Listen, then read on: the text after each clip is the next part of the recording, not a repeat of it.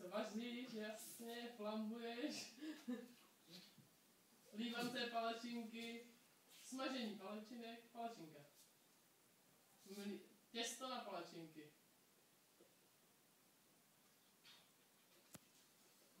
Džem se na to dáváš, no něco si na to dáváš. No, nalejváš to těsto na pánvičku a smažíš to.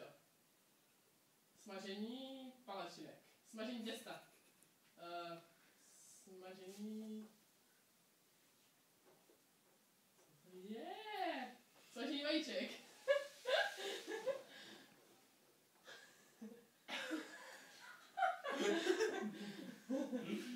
Smažení něčeho, ne?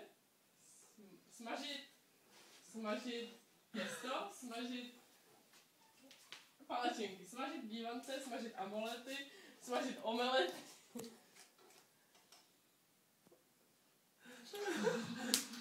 Smažit